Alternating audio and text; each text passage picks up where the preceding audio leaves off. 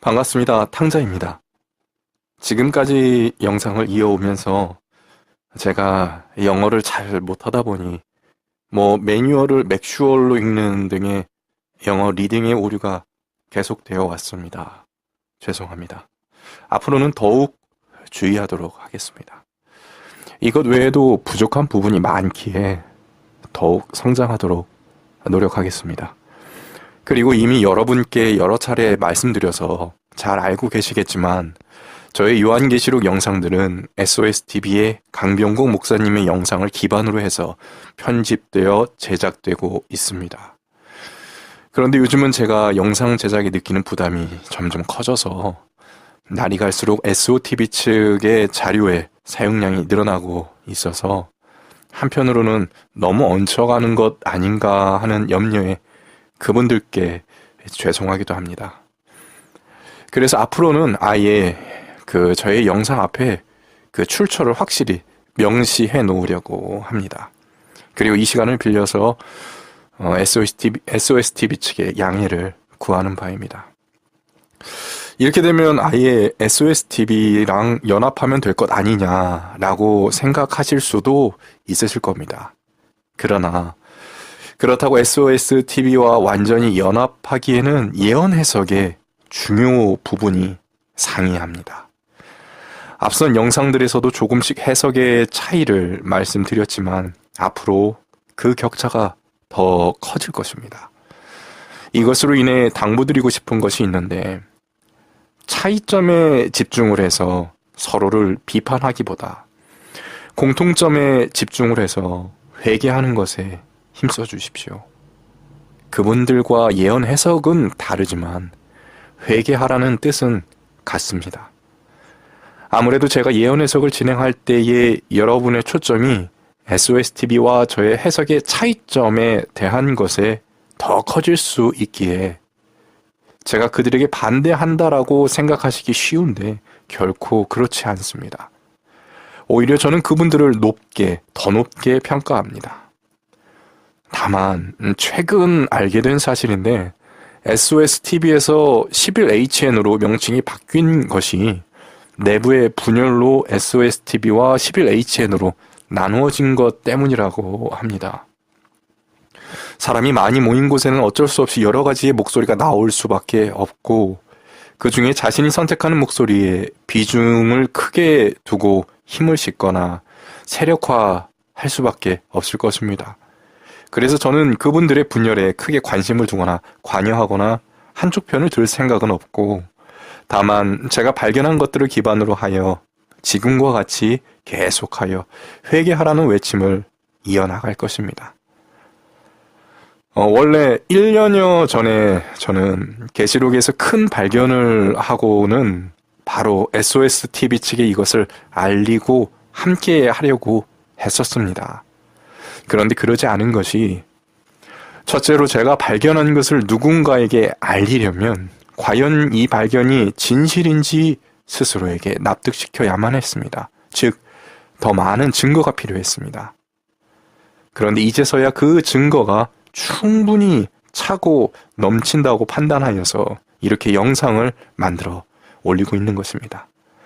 그러면서도 SOSTV와 연합하지 않는 이유로 그 둘째는 제가 발견한 것이 진실이라면 굳이 그들과 연합하지 않는 것이 더 유익할 것이라는 판단 때문이었습니다. 그것은 저도 이제 40살이어서 나름 세상을 살아봐서 느끼는 것인데 나이가 들수록 그리고 가진 것이 많을수록 기존의 자신의 생각을 바꾸기는 어렵습니다. 그렇다면 SOSTV와 같이 오래되고 많은 신도를 가진 큰 규모의 집단이 일개 개인인 저의 주장으로 그 교리를 바꾸고 성경 해석을 바꿀 것이라고 기대하는 것은 매우 어려운 일입니다. 아마 앞서 말한 분열에도 이러한 영향이 있겠지요. 혹여 정말 말도 안 되는 일이지만 그들 중에 상당수가 저의 주장에 동조를 하고 저와 뜻을 같이 한다고 하더라도 그 결과는 SOSTV의 분리가 될 것이지 변화가 되지 않을 것이라는 것은 작금의 현상을 자꾸만 현상과 같이 불을 보듯 뻔하였습니다. 아니면 오히려 반대로 저의 주장과 생각이 그들과의 연합으로 변질되어 버릴 가능성이 컸습니다. 더군다나 이전에 말씀드린 대로 가장 중요한 것은 회개하여서 하나님께 돌아오는 것인데, 아무리 저의 성경 예언 해석이 옳다고 한다 하더라도 그분들의 외침이 더 회개하여 하나님께 돌아오기에 유익하기에 굳이 그 안으로 뛰어들어서 긁어부스러 만들고 싶지는 않았습니다. 그래서 이렇게 홀로 외치고 있는 것입니다. 그러면 이제 계시록을 보도록 하겠습니다. 지난 시간 6장 내용을 중심으로 7인을 살펴보았습니다. 얼마나 하나님의 예언이 놀랍도록 성취되어 가고 있는지 그 일부를 살펴보았었습니다. 이 요한계시록은 정말 놀랍도록 정확한 책입니다. 그러한 무서울 정도로 딱 들어맞는 예언들은 우리들에게 황당한 요구를 하고 있는 것이 아니라 단지 회개하라고 외치고 있는 것입니다.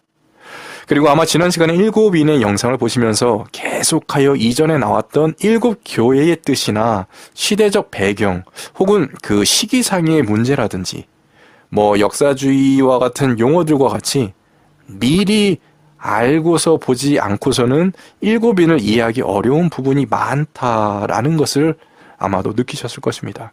그러면서 내가 앞선 영상에서 보기는 했는데 7교회의 내용이나 시기가 잘 기억이 나지는 않네?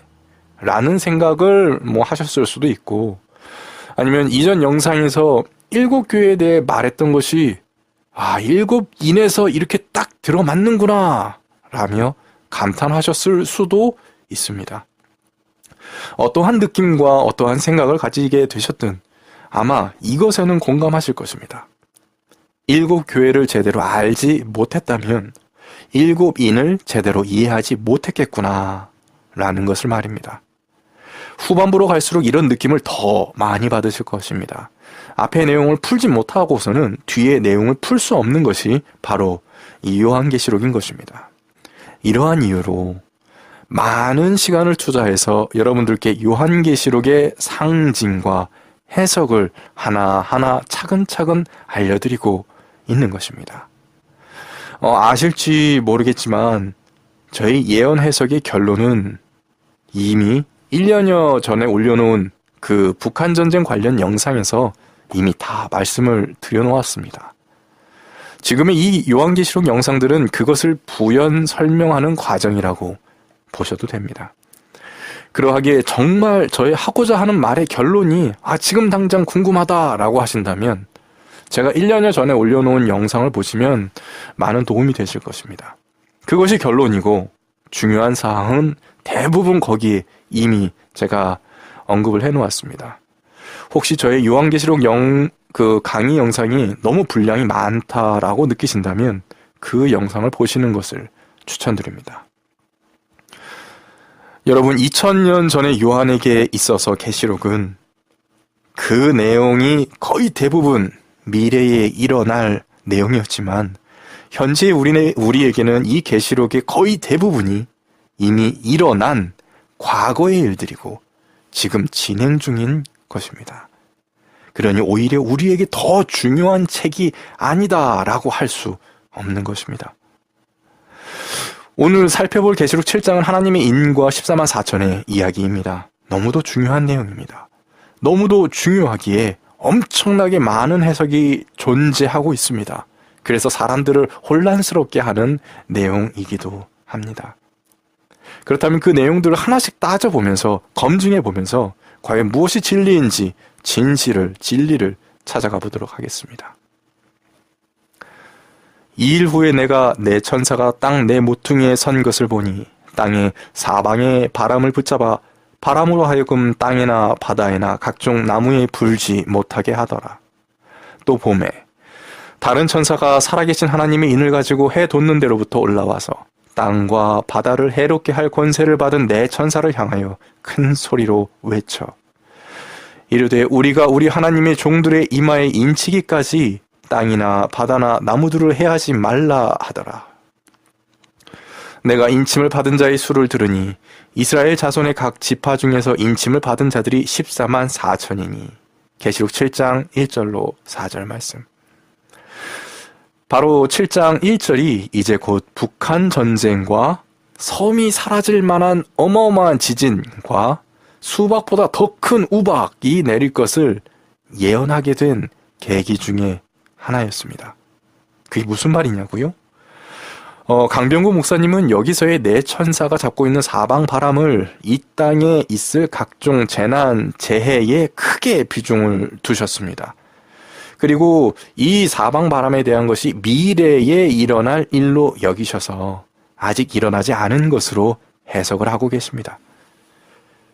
저도 강병구 목사님의 계시록 강의를 처음 들을 때는 그렇게밖에 이해할 수 없었기 때문에 그렇게만 이해하고 넘어갔는데 예언 해석을 다시 듣고 또 듣기를 반복하다 보니까 속에서 뭔가 이건 좀 잘 안 맞는 것 같다라는 생각이 슬슬 자라나기 시작했습니다. 그것은 성경 해석에서 바람이라는 단어는 물론 지진과 같은 기상 이변 등의 재난을 뜻하기도 하지만 전쟁이라는 의미도 가지고 있습니다.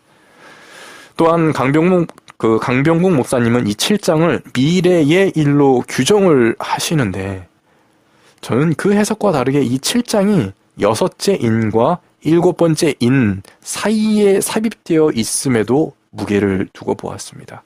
그 이유는 시기상으로 6째 인은 1800년대 중후반까지를 6째 인으로 보고 7째 인은 그 이후부터 마지막 때까지를 의미하기 때문에 즉 지금이 바로 7째 인의 끝부분이기에 7장은 시기상으로 6째 인 이후 1900년 이후라고 보는 것이 더 정확한 해석이지 않을까 하는 생각이 강하게 들었기 때문입니다.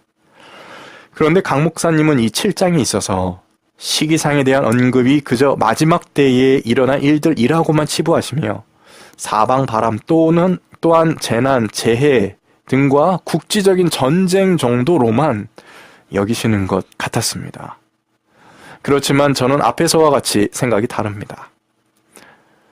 제가 이렇게 이 부분을 강조하는 이유는 제가 사방 바람이라는 것에 깊이 고민하고 계속 예언 연구를 이어가던 중에 앞서 말씀드린 용어상의 문제 그리고 시기상의 문제 이 두 가지 이유로 이거 이미 일어난 일 아닌가? 라는 생각이 강해졌기 때문인데 앞서 말씀드린 대로 바람은 전쟁을 의미하기도 합니다.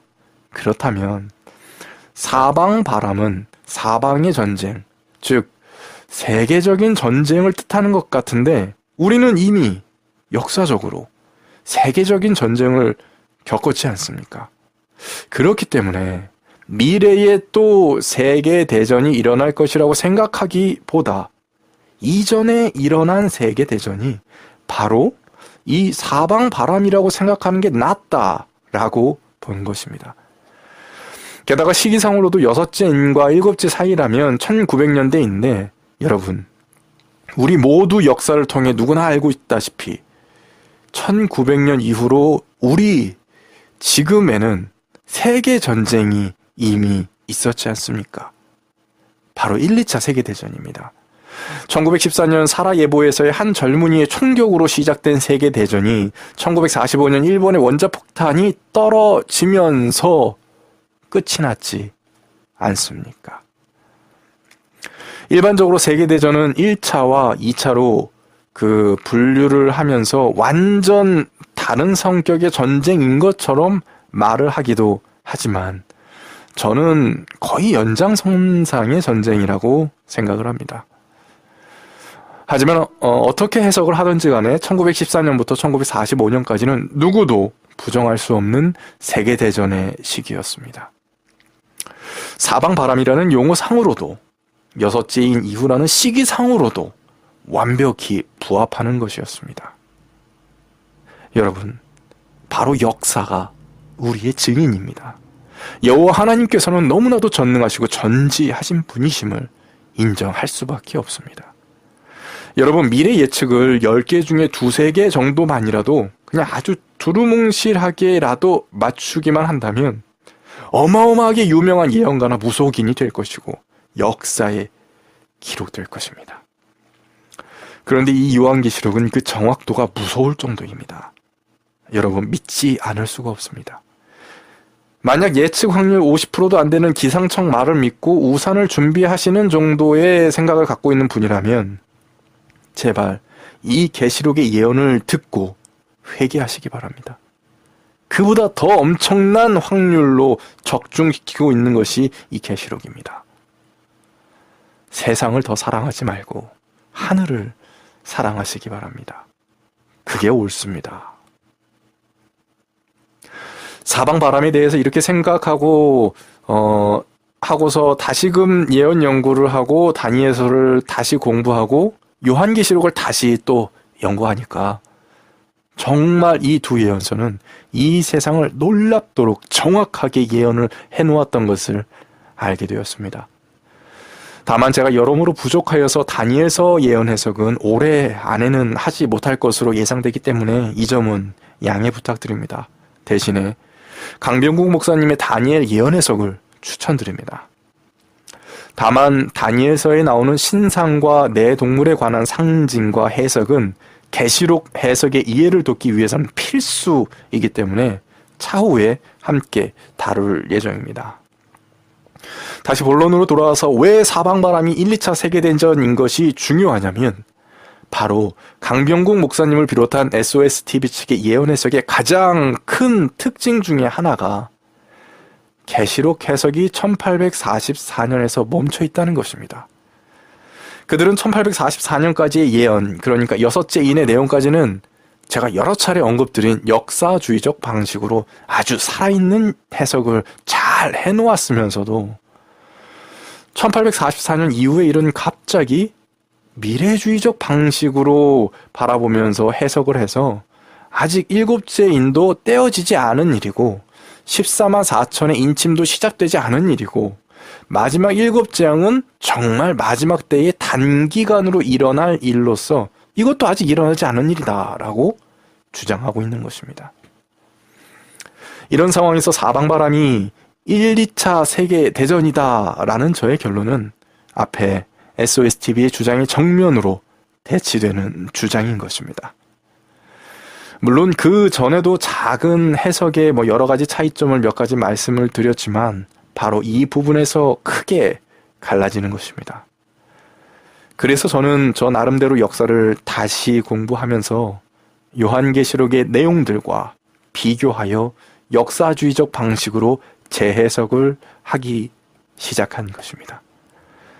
그리고 이러한 과정을 알려드리는 이유는 이런 전반적인 흐름을 알려드려야 저의 해석과 결말을 이해하실 수가 있기 때문에 그래서 이렇게 봐주는 사람이 지금은 없지만 그럼에도 많은 분량의 요한계시록을 이렇게 영상을 만들어 이어가고 있는 것입니다. 성경 본문으로 돌아가서 살펴보자면 지금 이 7장에 나오는 14만 4천은 하나님의 인을 받은 자를 대변하는 자로서 이후에 나올 이마나 손에 짐승의 표를 받은 자와 정확히 상반되는 개념입니다. 그래서 하나님의 인을 받은 자를 올바로 이해하면 이마나 손에 짐승의 표를 받은 자를 올바로 이해할 수 있는 굉장히 중요한 개념인 것입니다. 먼저 하나님의 인을 받는다는 것은 하나님의 뜻을 그 머릿속에 새겨서 그 뜻대로 사는 자를 뜻하는 것입니다. 그렇다면 당연히 2000년 전의 사도 요한도 하나님의 인치심 받은 자이고 3500년 전의 모세도 하나님의 인치심을 받은 자라고 봐야 할 것입니다. 물론 이 생각에 SOSTV는 반대할 것을 알지만 그러한 것에 개의치 않도록 하겠습니다. 그런데 굳이 예수님께서 이 하나님의 인을 받은 자를 6째 인과 7째 인 사이에 상징적으로 남겨놓으신 이유는 바로 이것에 반대되는 이마나 손에 짐승의 표를 받은 자라는 부류가 바로 이 시기에만 생겨날 것이기에 이것이 너무나 중요하기 때문에 더욱 강조를 대비를 하시기 위해서인 것입니다. 하나님의 인을 받은 자는 역사적으로도 계속 있어 왔지만 짐승의 표를 받은 자는 기이하게도 바로 이 시기에만 생겨나기 때문입니다. 하나님의 인을 받은 자를 7장을 통해 시기적으로도 강조를 하시며 다시 뒤이어 짐승의 표 받은 자도 시기상으로 다시 짚어주시는데 그 시기가 일치하는 것입니다. 물론 짐승의 표를 받은 자를 단순 확대 해석해서 하나님의 뜻을 거스르고 짐승, 세상, 권력 등등을 따르는 사람이라고 해석을 해서 이전부터 있어왔던 부류 정도로 생각하실 수도 있습니다. 하지만 이것은 오해입니다. 또한 짐승의 표를 받은 자도 역사적으로 계속 있어왔던 것 아니냐라고 물으실 수 있는데 성경을 통해서 그것이 아님을 알 수 있습니다. 이후 짐승의 표를 더 자세히 다루겠지만 계시록상의 짐승의 표는 계시록 13장에서야 나오는 짐승의 우상이 일어선 후에 일어날 사건을 특정한 것입니다. 그러므로 짐승의 우상이 일어나기 이전의 배도나 악행들은 짐승의 표라는 단어를 사용하는 것은 옳지 못합니다. 그리고 이어서 우리가 또한 꼭 짚고 넘어가야 할 것이 하나님의 인은 이마에 받고 있는데 짐승의 표는 이마와 손에 받습니다. 이것은 이마에 대해 깊게 이해하면 더욱 알기 쉬워집니다. 알려지기로 우리 머리에서 우뇌는 감정, 감성, 감각과 관련이 되어 있고 좌뇌는 논리, 계산, 이성 등을 주관한다고 합니다. 그리고 운동신경과 시각과 관련된 것은 후뇌에서 담당을 한다고 합니다.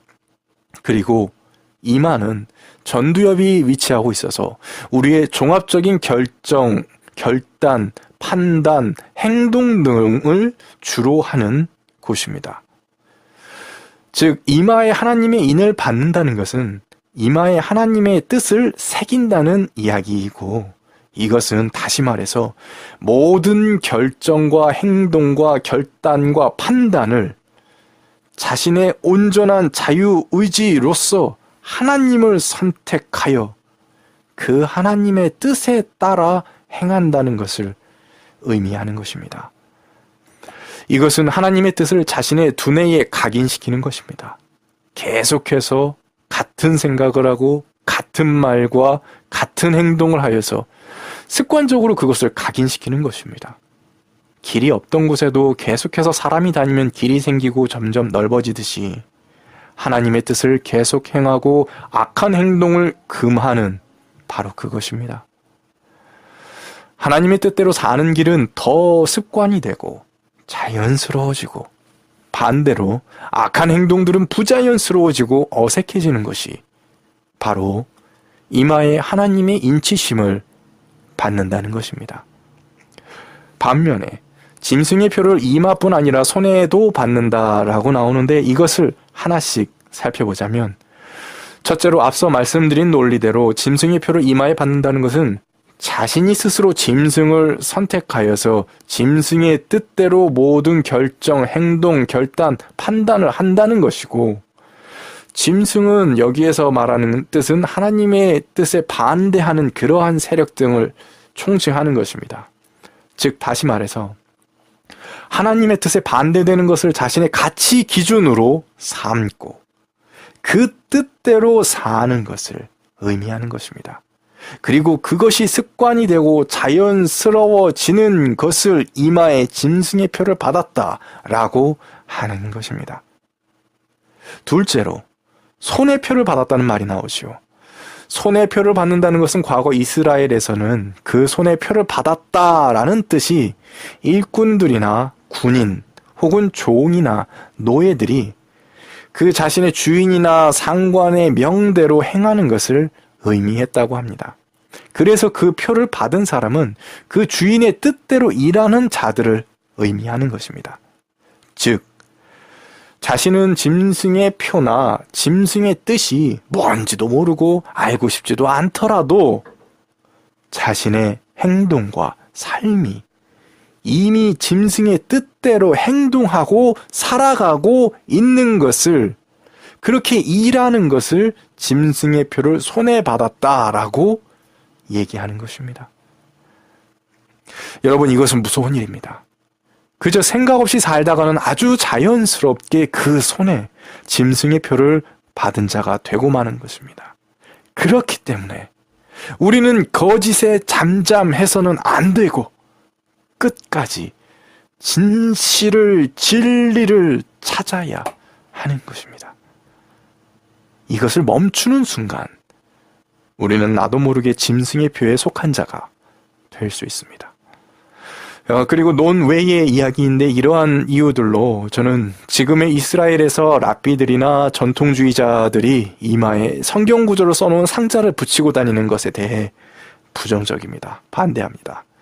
그것을 앞서 말씀드린 대로 하나님의 말씀과 그 뜻을 이마에 새기라는 것은 자신의 머릿속에 새기고 마음에 새기어서 그 뜻대로 행동하고 살아가라는 것을 의미하는 것인데, 지금의 이스라엘은 2000년 전 예루살렘 파괴 후에 디아스포라로 흩어지면서 많은 본래의 전통이 사라지고 왜곡되었습니다.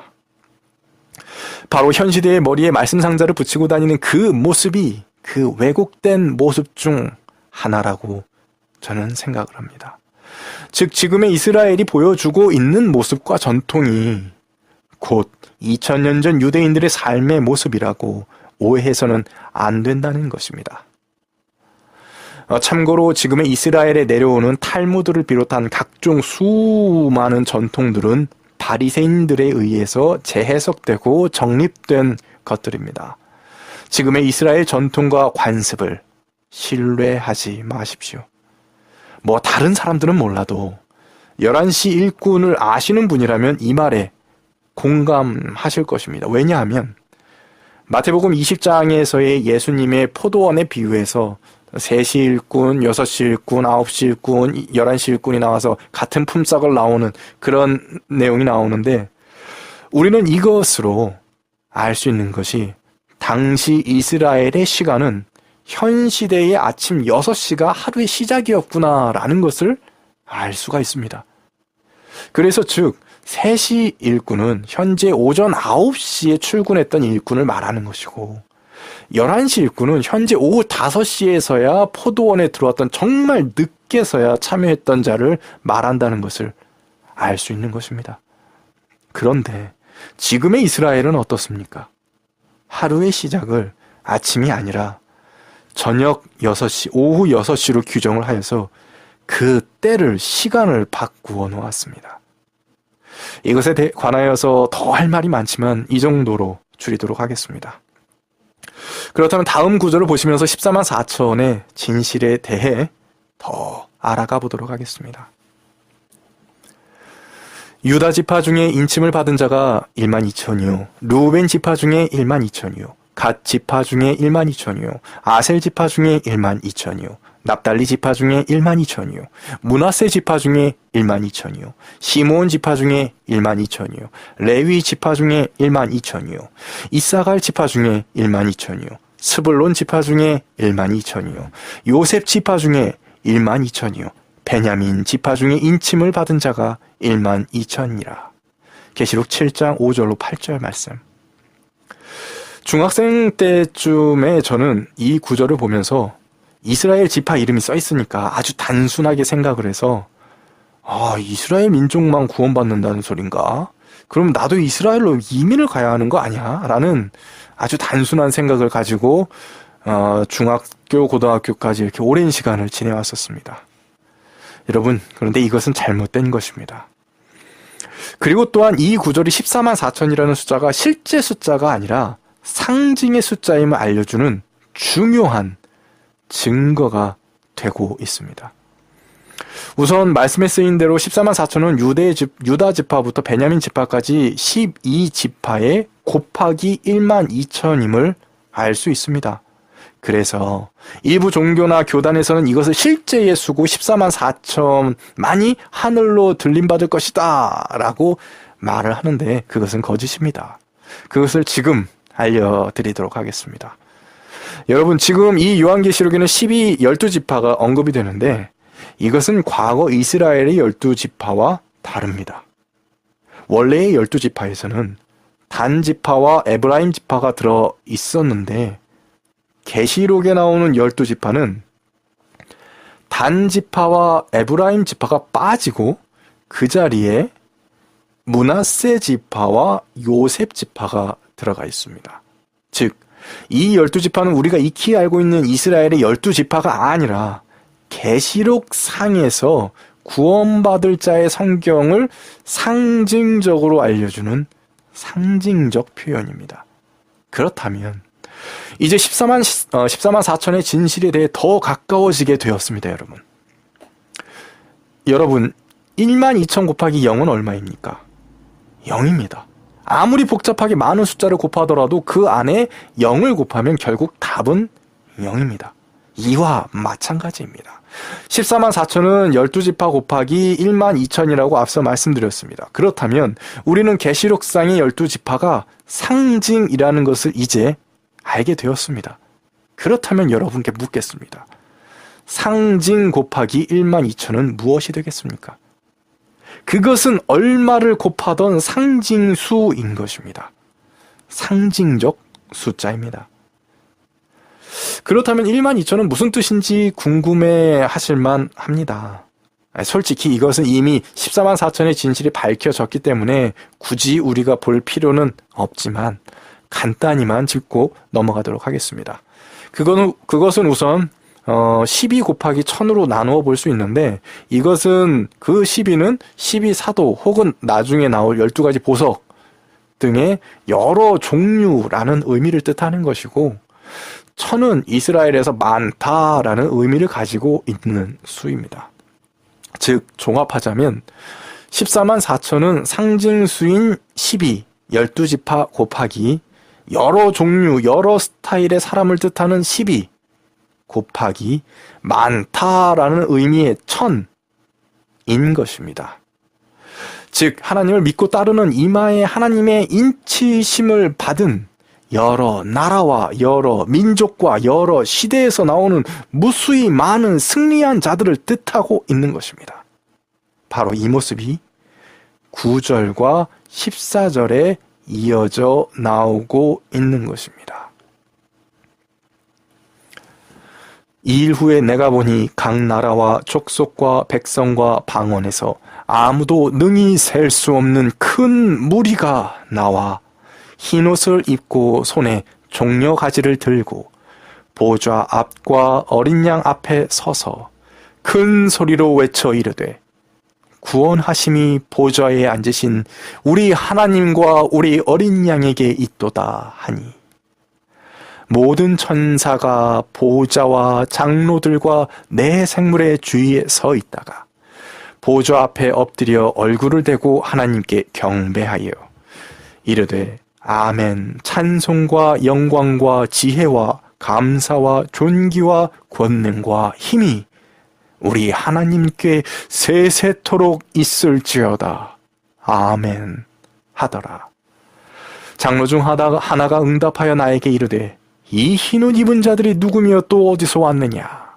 내가 말하기를 내 주여 당신이 아시나이다 하니 그가 나에게 이르되 이는 큰 환난에서 나오는 자들인데 어린 양의 피에 그 옷을 씻어 희게 하였느니라. 앞선 7교회의 약속에서부터 동일하게 말씀하고 계시는 이긴 자에 대한 약속이 여기서도 동일한 것입니다.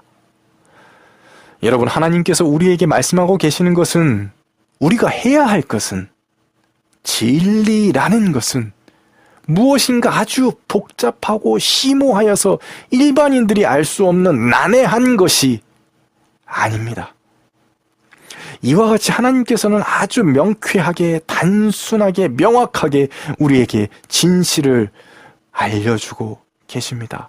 반복하여서 이야기해주고 계시는 것입니다. 예수님께서 세상을 이기셨듯이 우리도 세상을 이기라는 것입니다. 의의 흰옷을 입으라는 것입니다. 정말 우리가 알기 어려운 특정한 교리나 특정한 날짜나 특정한 인물이나 특정한 교단 혹은 지식에게 구원이 있는 것이 아니라 오직 구원은 예수님을 주인으로 믿고 인정하고 그대로 순종함으로 얻어지는 것입니다. 이것을 계시록은 계속하여서 말씀해 주고 계시는 것입니다. 이전과 마찬가지로 요한계시록 7장에서도 이긴 자에 대한 약속을 해주고 계십니다. 그러므로 그들이 하나님의 보좌 앞에 있고 또 그의 성전에서 밤낮 하나님을 섬김에 보좌에 앉으신 이가 그들 위에 장막을 치시리니 그들이 다시는 줄이지도 아니하며 목마르지도 아니하고 해나 아무 뜨거운 기운에도 상하지 아니하리니 이는 보좌 가운데에 계신 어린 양이 그들의 목자가 되사 생명수 샘으로 인도하시고 하나님께서 그들의 눈에서 모든 눈물을 씻어 주실 것입니다.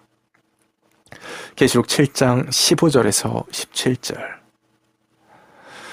여러분, 하나님께서 우리를 위해 장막을 쳐주시고 배고프게도 목마르게도 하지 않으시고 외부의 위험으로부터도 지켜주신다라고 하십니다.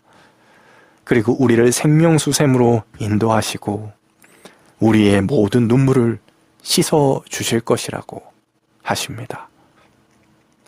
왜 눈물을 흘릴까요? 여러분, 그날에 우리는 슬퍼하며 울 수도 있는 것입니다. 하늘로 같이 올라오지 못한 가족들 때문에 슬퍼할 수 있습니다. 너무나 친했던 친구가 구원받지 못했음을 알고 슬퍼할 수 있습니다. 사랑하는 이들이 함께하지 못하고 결국 죽음을 맞는 것을 보고 눈물을 흘릴 수 있습니다. 또한 반대로 너무 감동하여서 혹은 이 땅에서 너무 고생을 하였었기에 울 수도 있습니다. 서머나 교회 시대, 버가모 두아디라 교회 시대를 지나며 불에 타 죽고 칼에 찔려 죽고 목이 잘려 죽었던 우리의 믿음의 선배들도 그 이긴 자들의 자리에 있을 것입니다. 그들은 너무나 힘들었던 세상에서 드디어 구원받아 예수님 곁으로 온 것만으로도 울 수 있을 것입니다. 지난날의 고통에서 벗어난 것에 울 수도 있고 예수님과 여호와를 드디어 만나 영생에 들어간다는 것에 감동하여 울 수도 있을 것입니다. 여러분, 기쁨과 감동의 눈물이라면 너무나도 아름다운 모습이 될 것이지만 만약 가족들을, 사랑하는 이들을 전도하지 못한 후회 때문에 우는 울음이라는, 만약 그렇다면 얼마나 슬프겠습니까? 저는 이것이 두렵습니다. 바로 그러한 두려움이 이러한 영상을 만드는 이유 중에 하나이기도 합니다. 저는 가족이나 가까운 이들에게 저의 주장을 조리 있게 잘 설명하지 못하는 편입니다. 그래서 최대한 저의 생각을 우선 정리하고 다듬어서 그것을 사랑하는 이들에게 전하고자 하는 것입니다. 그래서 더더욱 이 요한계시록 영상을 빨리 완성하고 더 쉽게 알릴 수 있는 요약본도 만들고 그 외에 하나님의 선하심과 전능하심과 거룩하심과 신실하심과 그 사랑을 전할 수 있는 그러한 영상들도 만들어서 가까운 이들에게 먼저 전하고 싶습니다. 오랫동안 만나지 못했던 친구들, 멀리 떠나가 있는 가족들, 한두 번 보고 다시 만나지도 못하였던 많은 직장 동료들, 그들 다 만나서 하나님의 사랑을 전하고 싶습니다. 먼저 저의 가족에게, 그리고 저의 친구들에게, 그리고 저의 이웃들에게, 그리고 제가 발길 닿는 모든 곳의 사람들에게 이 진실을, 이 진리를 전하고 싶은 것입니다. 예수님을 구주로 인정하시는 여러분, 우리는 우리의 구원에서 만족해야 되는 것이 아니라 가서 제자 삼아야 하는 이유가 바로 이러한 것입니다. 그런데 지금의 기성교회는 이러한 제자 삼아야 하는 사명을 방해합니다. 단지 교회로만 데려오면 그것이 전도이고 복음 전파다라고 생각을 하게끔 만들었습니다. 제자 삼는 것은 목회자들이나 하는 것인 양 만들어 놓고 교회에 출석만 하면 끝인 것처럼 생각하게끔 방조합니다. 교회 당이라는 건물로 사람을 데려오는 것이 복음 전파가 아니라 사람들에게 진실을, 진리를 전하고 그들이 회개하고 세상을 버리고 하늘을 바라보게 하는 것이 복음 전파입니다. 이것이 제자 삼는 것입니다.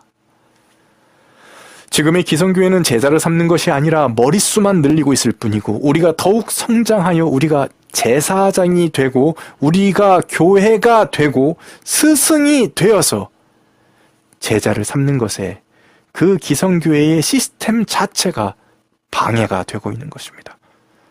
전도와 복음에 관하여서 교회당의 책임을 일임하도록 만듭니다. 목사에게 책임을 떠넘기도록 만듭니다. 전도에는 아예 무책임하도록 만듭니다. 하지만 여러분, 이 모든 것은 바로 우리 스스로의 책임이고 바로 우리의 일입니다. 여러분, 진정한 복음 전파는 단지 예수 천국을 겉으로만 외치는 것이 아니라 우리의 삶이 그리스도의 삶이 되고 세상에서 빛과 소금이 되어 그 예수의 향기를 풍기는 것입니다. 서로 미워하지 않고 이간질하지 않고 거짓말하지 않고 그러한 자들과 연합하지 않으면서도 그들을 욕하지 않고 그러한 자들에게 마저 인정받을 수 있는 자가 되어야 하는 것입니다. 이것이 복음 전파이고 전도인 것입니다. 여러분, 저도 이것이 너무나 부족하여서 그래서 더욱 경건 훈련에 힘을 쏟는 것이고, 그래서 더욱 더 세상을 끊어내고 싶어 하는 것입니다. 단 한 명에게라도 진정한 진실과 진리를, 복음을 전하고 싶기 때문에 단 한 명이라도 제자 삼아 회개하게 하여 세상을 버리고 하늘을 바라보게 하고 싶기 때문에 더 산으로 가고 싶은 것이고, 더 성경을 공부하고 싶은 것이고, 더 기도하고 싶은 것입니다. 저는 아직도 부족함을 알고 그래서 더욱 노력하고 있습니다. 여러분, 구원의 그날에 정말 땅을 치며 후회하고 슬퍼할 수 있습니다. 이러한 상황들이 쉰들러를 생각나게 합니다. 쉰들러 리스트라는 영화를 보신 적 있으십니까? 그 영화에서 수많은 사람을 독일 나치에게서 돈으로 사서 살려내었던 쉰들러가 마지막 장면에서 이제 결국 나치에게 쫓기는 도망자 신세가 되어서 자신이 구해줬던 사람들과 헤어지게 될 때에 그 구원받은 사람들이 쉰들러에게 너무나 고마워서 감사의 인사를 전하는 모습이 나옵니다. 그런데 오히려 쉰들러는 그들에게 그때 미안해하며 눈물을 흘립니다. 그러면서 하는 말이, 내가 지금 달고 있는 나치 배지만 팔았어도 2명은 살렸을 텐데, 내가 이 시계만 팔았어도 10명은 더 살릴 수 있었을 텐데 하면서 눈물 흘리며 아쉬워하고 후회하는 장면이 나옵니다. 저는 이 장면에 너무나 큰 감동을 받았습니다. 여러분, 우리 나중에 천국에 가서 쉰들러처럼 더 노력하지 못했음에 후회하고 눈물 흘리지 말고 지금 조금만 더 노력하는 게 어떻겠습니까? 지금 아주 작은 것부터 시작해보는 것이 어떻겠습니까? 예수님 앞에 나아가는 그날 여러분이 저보다 더 큰 열매를 맺으실 수 있습니다.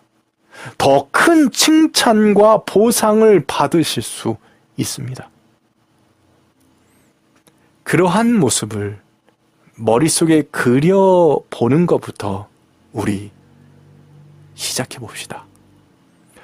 우리의 후회의 눈물과 기쁨의 눈물 모두를 한번 상상해 봅시다.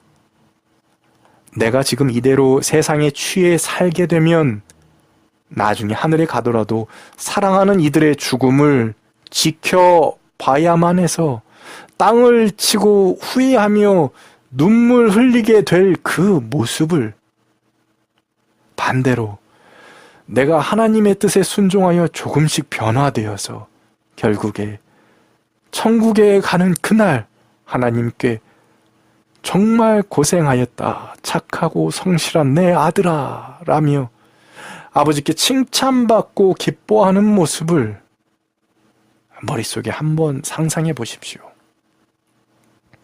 이렇게 머릿속에 그려보는 것부터가 작은 시작일 수 있습니다.